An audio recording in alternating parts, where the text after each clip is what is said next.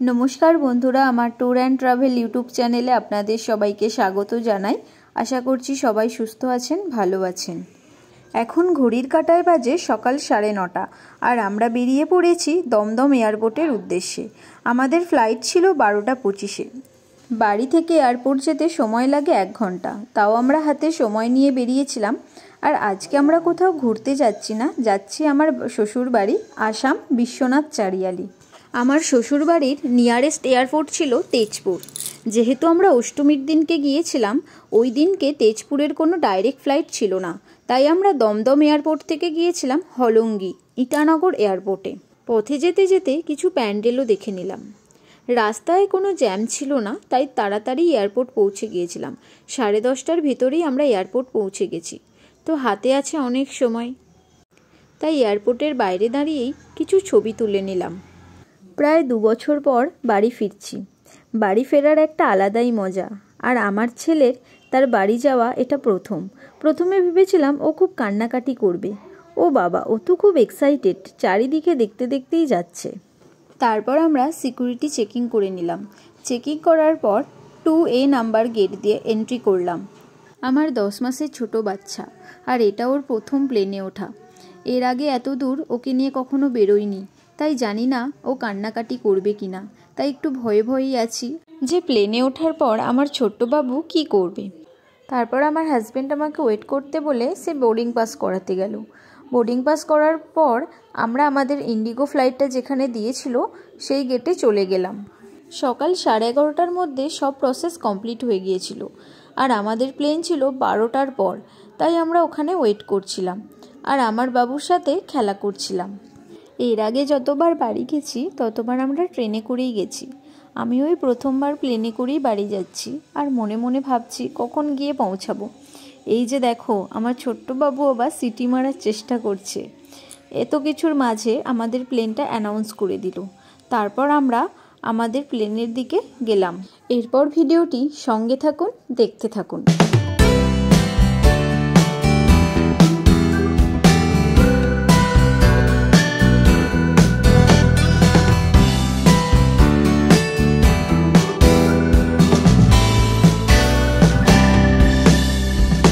গাড়ি হোক বা বাস, ট্রেন হোক বা প্লেন, যাই হোক না কেন, কোথাও যাওয়ার থাকলে জানালার ধারের সিটটি যেন আমার চাই। এই জানালার ধারের সিটটিতে যেন আমারই অধিকার। জানালার ধারের সিটটি দখল করে নিলাম আর প্রকৃতির দৃশ্য দেখব বলে অধীর আগ্রহে অপেক্ষা করে রইলাম। প্লেনটি তার সময় মতোই তার গন্তব্যের দিকে রওনা দিল।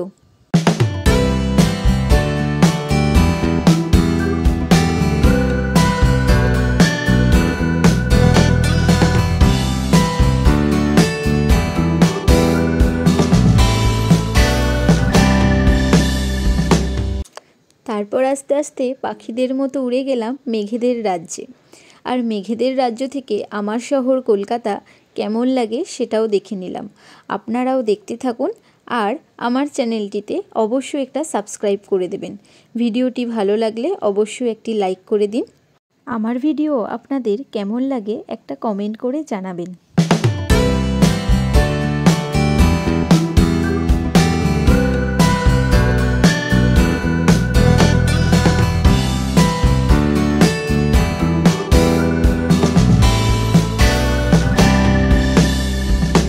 আমরা যারা প্রকৃতিপ্রেমী, প্রকৃতির এই সৌন্দর্যতার বারবার আমরা প্রেমে পড়ি। পাখিদের তো ডানা আছে, তারা ইচ্ছে হলেই উড়ে আসতে পারে এই মেঘেদের রাজ্যে, কিন্তু আমাদের উড়তে গেলে পয়সা দিয়ে উড়তে হয়। তাই পরের জন্মে যেন পাখি হয়ে জন্মাই, মন গেলেই উড়ে বেড়াবো প্রকৃতির এই সুন্দরতার কাছে।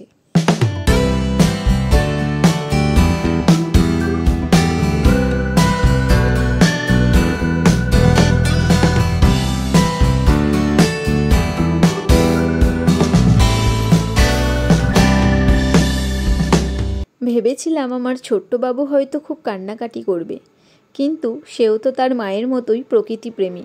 তাই ওই ছোট্ট জানালা দিয়ে সেও প্রকৃতির সৌন্দর্য অনুভব করতে করতে যাচ্ছে।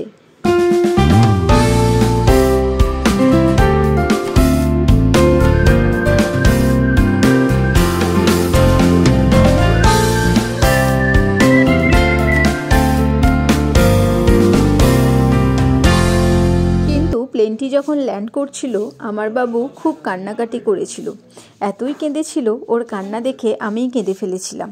তাই ল্যান্ড করার সময় কোনো ভিডিও আমি তুলিনি।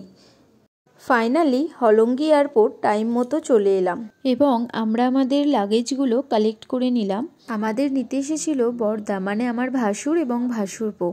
ওদের আসতে আধ ঘন্টা মতো দেরি হয়েছিল, তাই আমরা বাইরে ওয়েট করছিলাম এবং আমার বাবু একটু কান্নাকাটি করছিল বলে তার সাথে আমরা এইভাবে খেলা করছিলাম।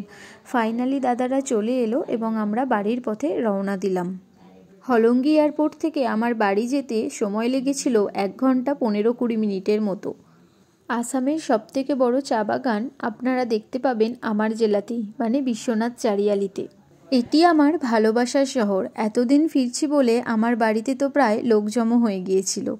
আমার নতুন নতুন ভিডিও পেতে আমার চ্যানেলটিতে অবশ্যই একটা সাবস্ক্রাইব করে দেবেন, আর ভিডিওটি ভালো লাগলে একটা লাইক দিতে ভুলবেন না। এটি আমার বাড়ির কাছেই চা বাগান। ফাইনালি বাড়ি চলে এলাম। আজকের ভিডিওটি এখানেই শেষ করছি। সবাই ভালো থাকবেন, সুস্থ থাকবেন। ধন্যবাদ সবাইকে।